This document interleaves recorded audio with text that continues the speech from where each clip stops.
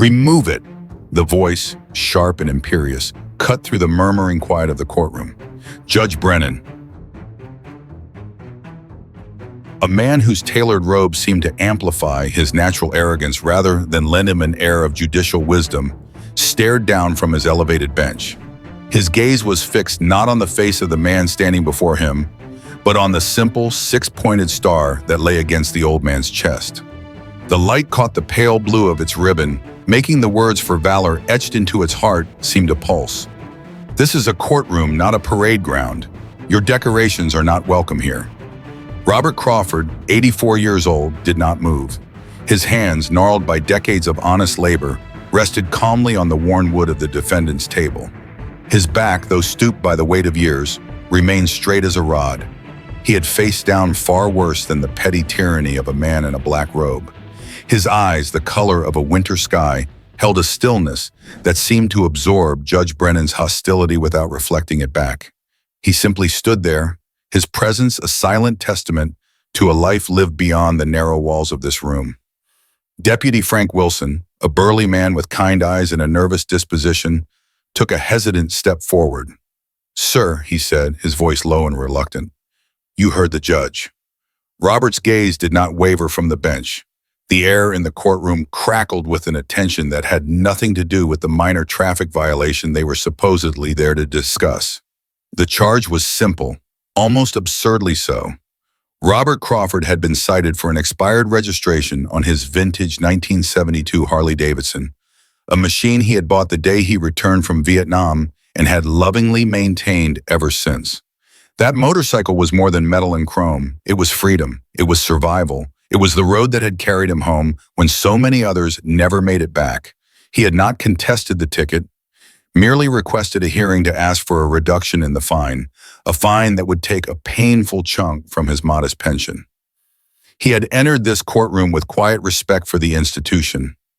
That respect was now being ground into dust by the man presiding over it. Judge Brennan leaned forward, his voice dripping with condescension. "Mr. Crawford, is it? Let me be clear. I will not have my courtroom turned into a stage for theatrical displays of patriotism. This is a place of law and order, not a veterans' hall. The bauble you are wearing is irrelevant to these proceedings. I will ask you one last time to remove it, or I will hold you in contempt of court." The word bauble hung in the air like a slap. Several people in the gallery shifted uncomfortably. A young woman in the front row, a law student observing the day's proceedings, stopped writing and stared, her expression a mixture of shock and outrage. The prosecuting attorney, barely 30 years old, shuffled his papers and refused to meet Robert's eyes. He knew Judge Brennan's reputation for arrogance, but this was crossing a line he had never seen crossed before. Robert's voice, when it finally came, was not loud, but it carried a weight that filled every corner of the room. "With all due respect, Your Honor, this is not a decoration. It is a part of who I am. It is a promise to the ones who didn't come home." He spoke slowly, each word chosen with the precision of a man whose mind was still sharp, still clear. Judge Brennan's face flushed a deep, angry red. "I do not care what you think it is. I am the authority in this room, and I am ordering you to take it off. Is that concept too difficult for you to grasp?" He gestured impatiently to Deputy Wilson. "Deputy, assist Mr. Crawford in complying with the court's order." Wilson moved forward, his hand outstretched, not with aggression, but with visible reluctance. "Sir," he began, his voice barely above a whisper, "please don't make this difficult." Robert did not look at the deputy. His eyes remained locked on the judge, unwavering, unafraid. The tension in the room stretched thin and taut, a wire about to snap. In the back of the courtroom, Airman First Class Danny Reeves sat ramrod straight in his crisp Air Force uniform. He had come to the courthouse that morning for a minor civil matter, a dispute with a landlord over a security deposit. That issue now seemed trivial, forgotten in the face of what he was witnessing. He watched the entire exchange with a growing sense of disbelief that quickly hardened into cold, focused anger. Danny did not recognize Robert Crawford personally, but he recognized the medal. Every person who wore the uniform knew what it was. They knew its history, its meaning, and the almost sacred reverence it commanded. The Medal of Honor was not simply an award. It was the highest recognition of valor that the nation could bestow, given only to those who had risked everything, who had stood in the face of death and refused to yield. To see it so publicly disrespected, so carelessly dismissed as a bauble, was an insult not just to the old man standing at that table, but to everyone who had ever served, everyone who had ever sacrificed. Danny watched Deputy Wilson's reluctant advance and Judge Brennan's smug, self-satisfied expression. He knew he could not intervene directly. To do so would be to invite his own charge of contempt, but he also knew he could not do nothing. He would not do nothing. Quietly, Danny slipped his phone from his pocket, keeping it low and out of sight beneath the edge of the wooden pew. His fingers flew across the screen, his thumbs typing a rapid, urgent message. He knew exactly who to contact. A friend of his, Captain Torres, who worked as an aide to the commanding general of Fort Hamilton, the nearby military base less than 20 minutes away. His message was short, stripped of everything but the essential, explosive details. Sir, I am at the county courthouse. Judge Brennan is ordering a Medal of Honor recipient to remove the medal in open court. He is threatening him with contempt. The veteran's name is Robert Crawford. Danny hit send, his heart pounding in his chest. He did not know what would happen, if anything. An aide to a general was a busy man. The message might not even be read for hours, but he had to try. He had to bear witness and sound the alarm. As Judge Brennan continued his tirade, Danny felt his phone vibrate in his hand. A reply, faster than he could have ever hoped for. It was a single, terse sentence. "Stand by. General is on his way." Danny read the words, and a slow, grim smile spread across his face. He settled back into his seat, his eyes now fixed on Judge Brennan with a new intensity. The judge had no idea. He was a man standing on a trap door, blissfully unaware that a hand, a very powerful hand, was reaching for the lever.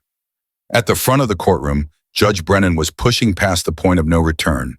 His ego demanded total submission.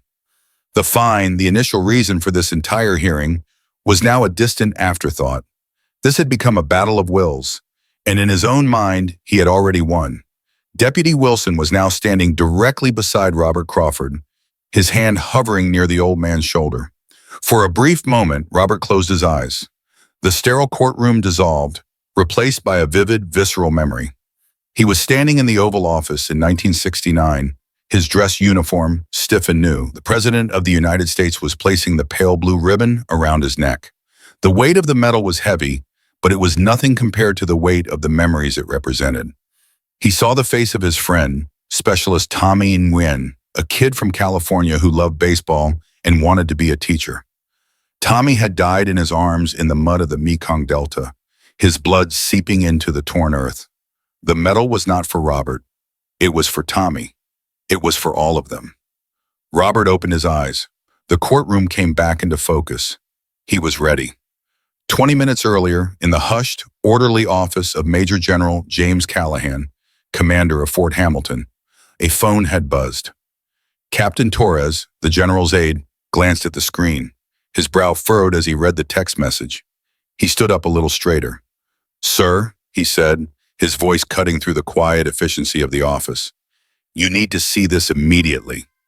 General Callahan, a man whose weathered face was a roadmap of a life spent in service, took the phone. He read the message once, then a second time. His expression hardened from mild curiosity to disbelief, and then to a cold, focused fury. He looked up, his eyes like chips of granite. "Crawford? Robert Crawford? Are we certain?" Captain Torres was already typing on his computer, his fingers a blur across the keyboard. A few seconds later, he looked up. "Yes, sir. Robert Crawford, Sergeant First Class, retired. He lives just outside the city. His file confirms it. Medal of Honor, awarded for actions in the Mekong Delta, 1968. General Callahan stood up, his chair scraping back harshly.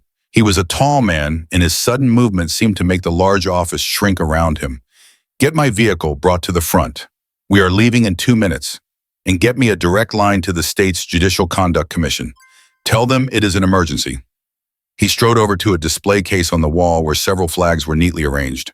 He opened it and took out the flag of a 2-star general, a flag that was only displayed on his vehicle when he was traveling in an official capacity on a matter of the highest importance. The name Robert Crawford had acted as a thunderclap in the quiet command post. It was a name spoken with reverence, a name that carried the weight of legend. The idea that a man like that was being harassed, humiliated by a local judge was not just an insult. It was an intolerable stain on the honor of the uniform. The drive from Fort Hamilton to the courthouse took 18 minutes. General Callahan sat in the back of his vehicle, his jaw set, his mind racing. Captain Torres sat beside him, along with two military police officers. They did not speak. There was nothing to say. They were going to war, a different kind of war, but a war nonetheless. Back in the courtroom, Judge Brennan was entirely ignorant of the forces he had just set in motion. He saw Robert Crawford's silence not as quiet defiance, but as the capitulation of a weak old man. He leaned back in his chair, a cruel smirk playing on his lips. "So you have finally decided to see reason, Mr. Crawford? Good. Now, for the final time, give the medal to the deputy and we can proceed with the matter of your fine. Or we can take the other path. I can have you escorted from my courtroom, held in a cell for 24 hours for contempt, and we can add that to your list of offenses. The choice is yours, but I assure you my patience has reached its absolute limit." Deputy Wilson was about to place his hand on Robert's shoulder when the main doors of the courthouse burst open with a force that made them slam against the marble walls. The sound echoed through the hallways and into the courtroom, causing every head to turn. Two uniformed military police officers strode in, their expressions grim and purposeful. They were followed by a man in the immaculate dress uniform of a major general, his chest a formidable array of ribbons and medals, his two stars glinting on his shoulders. He moved with an aura of command that made Judge Brennan's authority seem theatrical and hollow by comparison. The entire room froze, a tableau of stunned silence. Deputy Wilson, who had been about to touch Robert's arm, froze in place, his hand hovering in midair. Major General Callahan's eyes swept the room, taking in the scene with a practiced, analytical gaze. He saw the shocked faces in the gallery, nervous prosecutor, the arrogant and now confused judge on the bench. And then he saw the old man standing at the defendant's table, straight and unwavering, with the pale blue ribbon of the Medal of Honor around his neck. The general's posture, already ramrod straight, seemed to gain an extra inch of rigidity. He took 3 precise steps forward, stopping directly in front of Robert Crawford. Then, in an act that sent a shockwave through the entire courtroom, he raised his hand to his brow in a sharp, perfect salute. "Sergeant Crawford," General Callahan's voice boomed, clear, mervistant, and resonant, a commander's voice accustomed to being obeyed. "It is an honor to be in your presence, sir." He held the salute, his eyes locked on Robert's. The old man, for the first time, showed a flicker of emotion. His calm facade cracked just a little, his eyes misting over as he returned the salute with a slow, dignified nod. The general then turned his gaze to the bench, and the full, formidable weight of his authority fell upon Judge Brennan. The judge, who had been sputtering, trying to regain control, was silenced by the icy fury in the general's eyes. "Judge Brennan," General Callahan began, his voice dangerously quiet now. "I am Major General James Callahan, commanding officer of Fort Hamilton. I was informed that a United States Medal of Honor recipient was being subjected to disrespect in this courtroom. I see that report was accurate." He took another step closer, his voice rising. "Are you aware, Judge, of who this man is? Are you aware of what this bauble, as you called it, represents?" The general did not wait for an answer. He turned slightly, addressing the entire room now, his voice carrying to every corner. "Sergeant First Class Robert Crawford was awarded the Medal of Honor for his actions on March 12, 1968. During an ambush in the Mekong Delta, his platoon was overwhelmed. Their commander was killed, and they were facing annihilation. Sergeant Crawford single-handedly defended his wounded comrades, repelled 3 separate enemy assaults on his position, and coordinated air support that saved the lives of 12 men, all while being wounded himself. He refused to be evacuated until every one of his wounded brothers was on a helicopter. A hush fell over the courtroom. The law student in the front row was no longer writing. Her pen was still, her mouth slightly open. The young prosecutor looked down at his shoes, a flush of shame creeping up his neck. Deputy Wilson had slowly, almost reverently, lowered his hand and taken 2 steps back from Robert. General Callahan turned back to Judge Brennan, his voice cold as winter steel. "That medal is not a piece of jewelry, Your Honor. It is a symbol of courage and sacrifice that is beyond the comprehension of most men. It is awarded by the President in the name of the United States Congress. An insult to that medal is an insult to every man and woman who has ever worn the uniform of this country. It is an insult to the nation itself." Judge Brennan's face had gone from red to a pale, sickly white. His arrogance had evaporated, replaced by the dawning, terrifying realization of the magnitude of his mistake. Robert Crawford finally spoke, his voice calm and steady, not to the general, but to the now trembling judge. "It was never about me, Your Honor. It is about what this represents. It represents the ones who didn't come home. That is all." It was a simple statement, free of anger or malice, a lesson delivered with a grace the judge had shown he could never possess. It was the wisdom of a man who understood the difference between power and honor, a lesson that had just cost Judge Brennan his career. The fallout was swift and absolute. Before the end of the day, news of the incident had spread like wildfire. Local television stations picked it up, and by nightfall, it was a national story. Veteran groups across the country responded with outrage and support for Robert. Judge Brennan was suspended from the bench pending a full investigation by the Judicial Conduct Commission.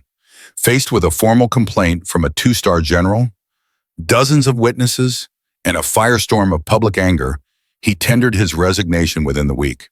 His career, built on a foundation of arrogance, had been demolished in a single morning. The traffic ticket for Robert Crawford was immediately dismissed, with a formal written apology from the Chief Justice of the state Supreme Court.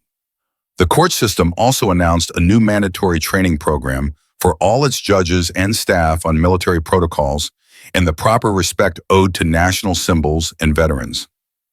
A few months later, a man in a simple suit and tie approached Robert Crawford as he was polishing the chrome on his beloved Harley-Davidson in his driveway.